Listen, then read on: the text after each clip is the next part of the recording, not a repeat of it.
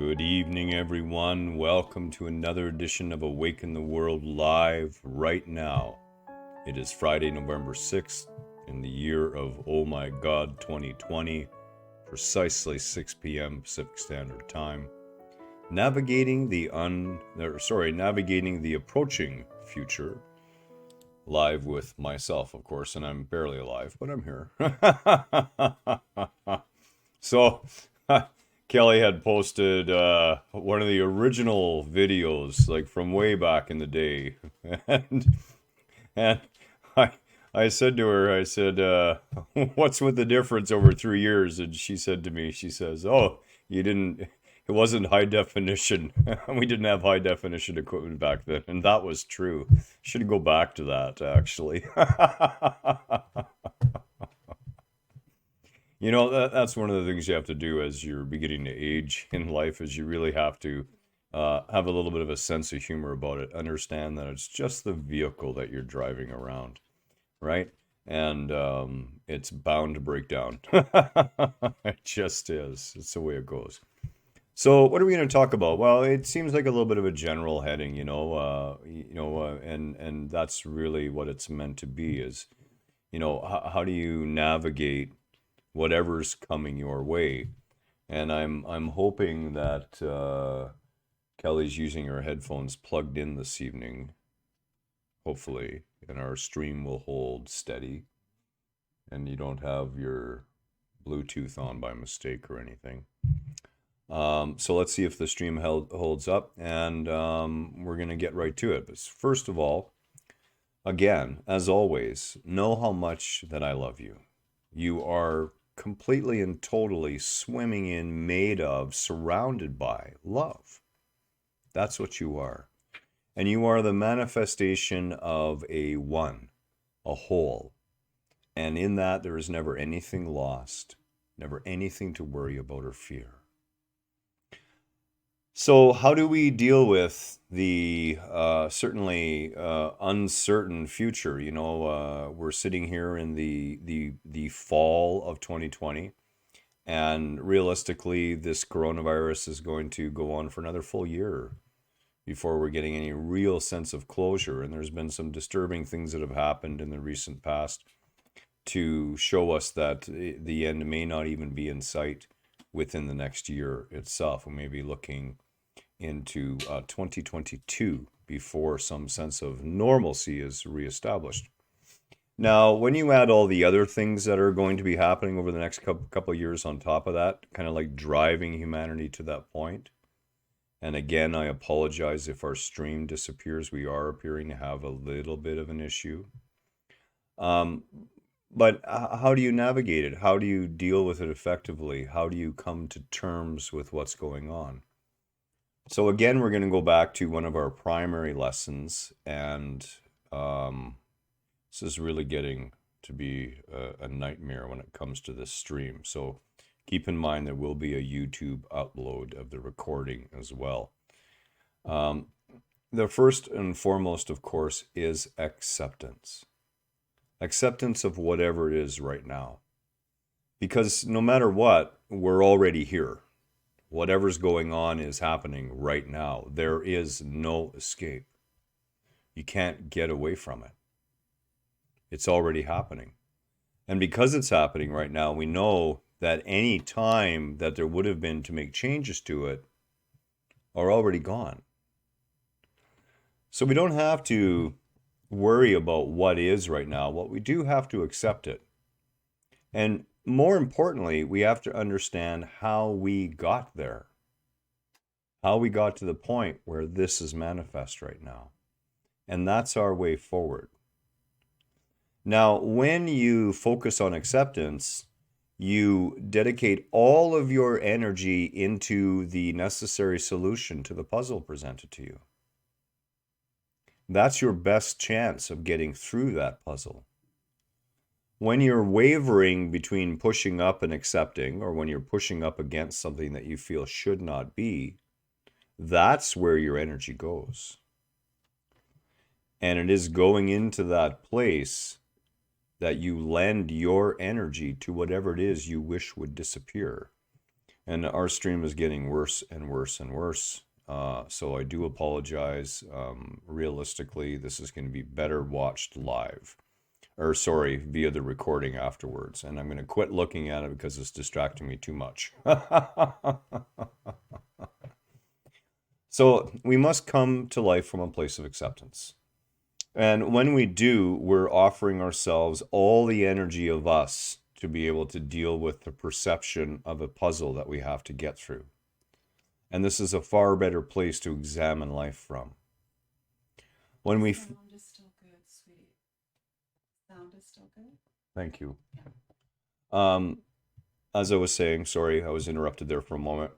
As I was about to say, when your perceptions of life are befuddled, in other words, when you're not accepting what is in front of you and you're trying to resist what is, all that energy is taken away from you and it isn't available for it to use in the way you want. The other tool, especially looking forward into the coming couple of years that we face and into this approaching future, is of course gratitude. Gratitude for every moment of peace, gratitude for every breath, gratitude for a roof over our heads, gratitude for food, gratitude for literally anything and everything. What gratitude does is it actually raises your vibrational state. It raises you into a place more in line, more in harmony with the truth of who and what you are. And if you can come in all moments of your existence from a state of gratitude, you will begin to see that you're looking for the gift, looking for the offering that life is giving to you, instead of perceiving a puzzle or perceiving a difficulty or a wall in front of yourself. More and more, every day it seems there's an increase in the number of people who are reaching out for help, who are struggling. And I do want to return and direct this especially to women. Women are in a unique and precarious situation right now, and that is you are the source of the healing that this planet needs, and yet your backs have been pretty much broken in a lot of ways. And I hear all the time about the rise of feminine power and these sort of movements. But when you look closely at that movements, those movements are not about the rise of the true feminine. They're about the rise of the man-damaged feminine, which is not what the world needs. We don't need a bunch of angry women trying to emulate a bunch of angry men who've been in charge for the last 10,000 years. What we really need is that mothering instinct, that womb of creativity and receptivity, the willingness to understand that might is not right, that strength does not equal power, and that true power comes from within. And in order to get there, women especially have a difficult road to follow because, as I was saying to one group member earlier this evening, it is so easy for women to become subsumed inside of their relationship, subsumed inside the society, subsumed inside of the business, where they begin to lose parts of themselves. And that's how the dysfunction always begins. And going forward into this future that we all face, we must be on guard for our own inner state of being. That we are being 100% true to our deepest self. First and foremost, always centered within here. And from that place, expanding outward to all of those around you. This means that some people will not understand your compassion. Some people will not understand the love you're willing to offer. It doesn't matter who understands. You have no judge save the judging that you would perpetrate yourself upon yourself. This is another important thing, and you can consider this kind of a review session this evening, okay? I want to touch on the idea of judging again and make sure everyone understands the difference between observing and judging. So you can observe there's a fly in your soup, but you understand in your higher state of consciousness that the waiter is not responsible for that fly in your soup, and neither is that fly in your soup a slight against who you are. It simply is what it is, a fly in the soup. Judgment makes it personal. Judgment takes it as an affront in some way to one person's being that there's a fly in the soup. And judgment will then go after the other person they can lay that responsibility on, the waiter, and believe that the waiter is somehow responsible for the fly being in the soup. This is at its core the difference between judgment and observation. When we're willing to observe life and suspend judgment, there can be nothing wrong. Just a decision whether something is working the way we perceived it should work, or whether we need to modify what we're doing to get the results we're looking for. This is a totally different place of being. Suspending your judgment and staying in that place of observation will allow you the necessary space so you don't personalize what should not be personal. And yet, everything is personal. And the reason it's personal is that you are the interpreter of your reality. There is nowhere you can look, no situation you can be in, nothing you can experience here that does not occur within you as the interpreter of your reality. Learn that if you're not liking your reality, that you are the one who has to look inward. You are the one who has to see within you what it is that you don't like. Learn to accept it, transmute it into the type of power you want to use, and then portray that out into the world. You as the interpreter are responsible for your point of view, for your perceptions. And as I've always said, that point of view is only a point. Be willing to widen your point of view. Accept others' points of view.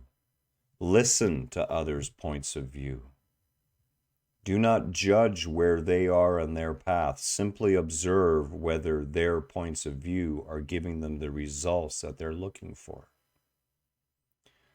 At all times, speak your truth as openly and compassionately as possible.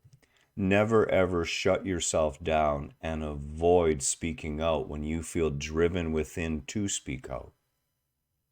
That is the most important time, and these times will come again and again and again in your life where you are there to simply and gently and quietly speak your truth. Now, sometimes it won't be simple. Sometimes it won't be gentle. And sometimes it won't be quiet. That's okay. Whatever the state of consciousness you're in right now, in that event, is exactly the state of consciousness you need to have. You don't have to beat yourself up over it. So what about the anxiety, the worry, the unsureness that comes with an uncertain future?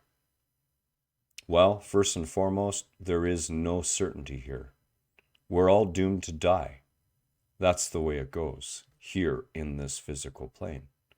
Understanding that it is all uncertain in every moment, that there is no certainty another moment will occur for you, you can let go of that and simply choose to live in the certainty that you have this moment and that this moment is absolutely perfect.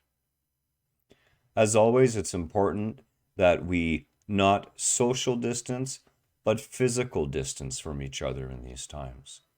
Socially, we need to be there for each other more than ever. We need to be willing to open up our hearts to each other, to share with each other, to support each other.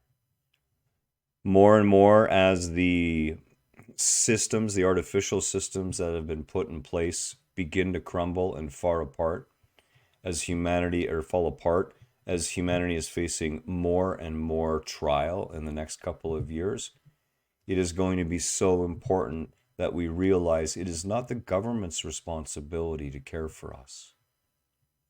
It is our responsibility to care for each other, to see ourselves in each other, to realize the oneness of us all, to look beyond the apparent differences and instead see the similarities, see the truth of each of us in each other. That's it. That's all this evening. Of course, if you need me for any reason, please reach out. I will make time for you to speak face to face. You can get through this. You are a powerful spiritual being here having a human experience, and I love you. Namaste. Good night.